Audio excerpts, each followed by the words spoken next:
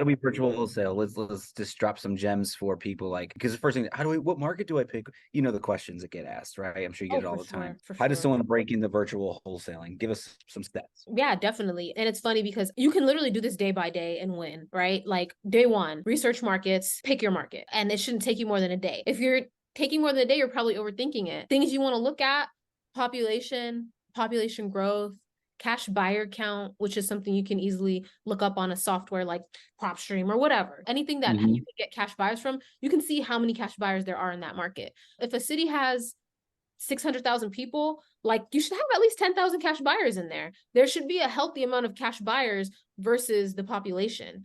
If a city like my hometown, Fresno, California, there's only 7,000 cash buyers, and it's a pretty big city. And I mean, California, I wouldn't suggest anyway in general, but that gave me a quick idea that, hey, let me not pull lists here, because if I do find deals, I'm not going to have enough people to sell them to. Yeah.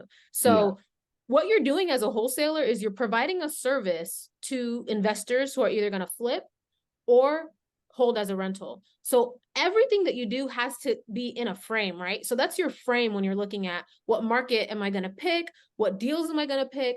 It has to make sense for someone who's either going to flip it or keep it as a rental. That's pretty much your only two avenues with residential real estate. So now you picked your market. I like the Midwest and the Sun Belt because the prices make sense for the rent. In Vegas or Arizona, you buy a house for $400,000, you can rent it out for $1,700.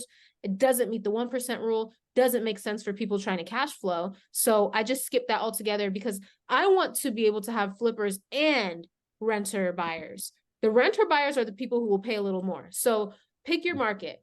Number two, establish your presence in that market. And that's as easy as joining Facebook groups like Arizona Wholesalers, Arizona Real Estate Investors, groups like that, Azreia. Like you join Mm-hmm. these free Facebook groups, and all you have to do is scroll and see who's posting the most. And you can quickly see who's actually doing a lot of deals in that market.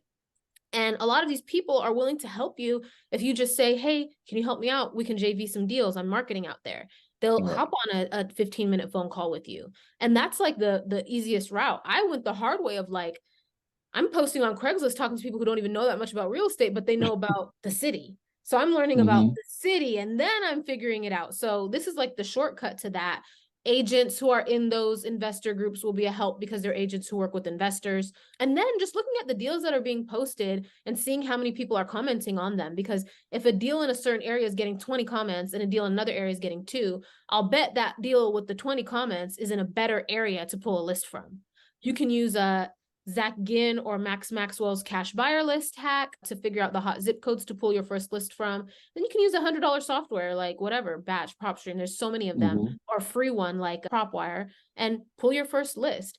Put it in a dialer. Dialers are $100, $150 a month. So I'd say start up, have like $500.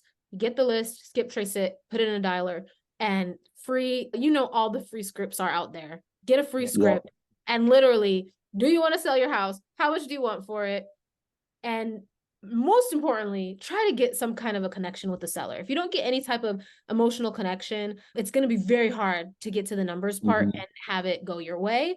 So just trying to find some type of rapport with them, like, oh, you're a runner, I love to run, or is that a baby in the background? Oh, how old is the baby? Or is that a dog in the background? Or things like that. I have kids, so it's easy for me to build rapport with people who have kids or grandkids. So I use kids a lot.